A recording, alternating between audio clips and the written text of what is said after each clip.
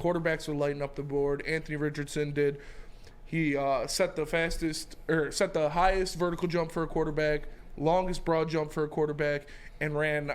What did he run, JB? A 4.39. 4.39. Fastest in like the last 29 years or something. So that's all good stuff, and that's definitely things that are going to up his draft stock a little bit. So now more than ever, the prospect of either Jalen Carter, more than likely Jalen Carter, or Will Anderson falling to the Lions seems too real. Mm-hmm. Because you got to think the Colts are getting up, they're getting in there. Yeah. They're going to have a top 3 pick. They're getting a quarterback. Houston's getting a quarterback. Arizona, probably not, but you never know. The Raiders. The Raiders are getting a quarterback. It's just too real that one of those 2 prime defenders are going to fall to the Lions. And if that is Jalen Carter, we've talked about it already. I said I don't care. You draft Jalen Carter. Yeah. About his situation going on. Is that still how you feel? Jalen Carter's sitting there at 6. You take him. Yeah, I mean, I would no issue with it. I think it's borderline stupid not to. I mean, truthfully, we just talked about it with John Jones. We witnessed it this weekend with John Jones. Like, this dude, as a professional fighter, hit a woman, hit his wife. Yes. Before that, he's caught, 2 times the legal limit with alcohol and a gun, which, whatever. I'm not, whatever, but it's still against the law. Hit a pregnant woman, it ran. Had the cocaine abuse beforehand. Saturday night, I didn't think about any of that outside maybe the wife thing. When he's in the cage, no, we're watching him play the damn sport or game, whatever the hell you want, whatever you want to say it is. Mm-hmm. That's all we care about. If we're being completely honest, in terms of culture fit, I guess football's a different sport. There's a little bit of team camaraderie need there. You have respect for the guy next to you. Yes. On the plays. List goes on. Ray Lewis. Mm-hmm. Josh Gordon. Yep. Kareem Hunt.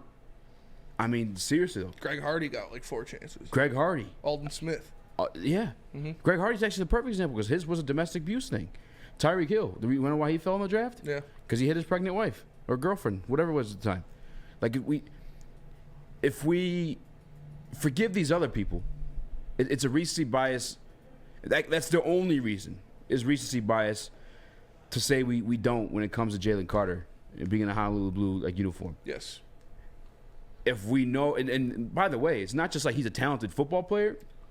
That's a position of need for the Detroit Lions. Huge position of need. Maybe it's more like a Brad Holmes thing, and they got to deal with the PR team with the Detroit Lions saying, "Hey, we can't do this because it's a bad look," or I don't know what the case is, but fucking do it. Yeah. But, please. If I'm Brad Holmes, I'm telling the PR team, sorry, we need players, we need dudes. Yeah. And Jalen Carter is a player. Jalen Carter is a dude. If I am the Lions and Jalen Carter is sitting there at 6, I run up to the podium like they did with Aiden Hutchinson and I draft Jalen Carter. Yeah. And it's looking more and more like Jalen Carter is going to be there at 6. It's almost a reinvestment into Aiden Hutchinson, too. Mm-hmm. Just because of the Dominican Sue effect, the amount of double teams he's going to command in the middle. And they have Aiden Hutchinson on these one-on-ones. Because Aiden Hutchinson, if I'm not mistaken, was the most double-teamed player in all of football last season. Is that correct? I'm not sure about that. I read that somewhere, but I've read a lot of things from you crazy Lions fans. All right? Yeah, but that's true. That was one of them. If that's true, and you add a Jalen Carter, you have your James Houston. If you keep the Aquara, don't keep Aquaras. By the way, I like both the Aquaras. I honestly wouldn't even be mad if Romeo Aquara returned to this team. We've seen him be productive when healthy. He came back mid-season. I don't know what people expected to see out of him. He did give you 1-2 sack game. Yeah. But I don't think you should have expected him to come back guns blazing. Yeah, you know what I'm saying? No, didn't miss a beat. Yeah.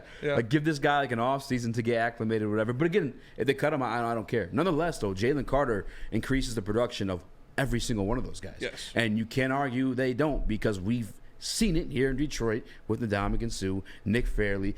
We've point blank. Yes. That was the best defense Detroit has had in 20 years. I think you increase your run defense that way. You sure as hell increase your pass defense that way. Mm-hmm. I mean, shit, we're talking about drafting a cornerback at number 6, which I have no problem with. No. We looked at, from two. If it's not Jalen Carter, I want Christian Gonzalez. Yeah. And I was listening to some radio station on the way in, and they're laughing or trying to like clown the cornerback at number 6 pick.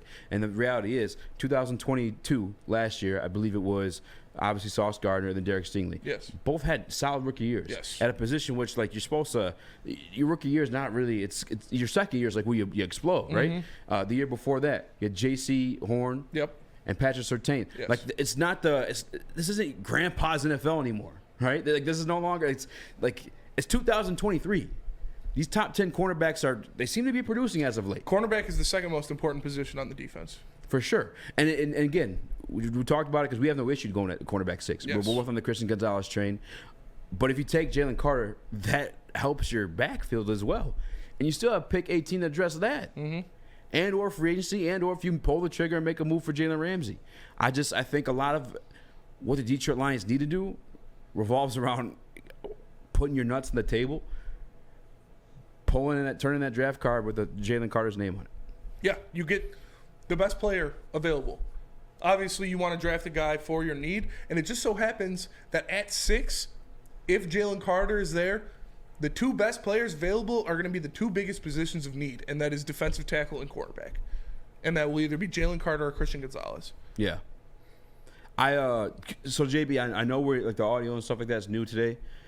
Are we able to take phone calls today? I'm sure we could. Yeah, definitely give it a try. You just gotta yell, man. Oh, you gonna try? Yeah. Yeah, because I see my guy Zyke on the Woodward Sports Chat. I see Steve Wiles on Woodward Sports Chat. And CB at 6 is a reach. Gonzalez, not top 10. I need to hear why. Because I doubt there's reasoning why. There's no reason why, other than he's a cornerback. Yeah. That's the only reason you can get. He blew up the combine, has impeccable film, great size, good in man and zone. Played in a pass-happy division. Like, it's not like this is a Big Ten guy who's like, oh, yeah, he saw, 2 teams that pass the ball. No. He plays in a division where teams throw the ball. And it's the second biggest, or arguably the biggest position of need on the Detroit Lions right now. Yeah. So, you can't tell me that, no, it's a reach. Yeah. At 18. God forbid all 3 of those guys go before 18. Well, I mean, it's going to be allowed and gone before 18. No, I mean all 3 of the cornerbacks. Oh, yeah. You cool with Kelly Ringo at 18? Are you cool with Emmanuel Forbes at 18, who is 150 pounds? No, I'm not. For me, at 6, obviously, you want to trade back. Unless Jalen Carter's there, you'd like to trade back to 8 or 9 or whatever. Yeah. Can't do that. Jalen Carter's gone. I'm taking Christian Gonzalez.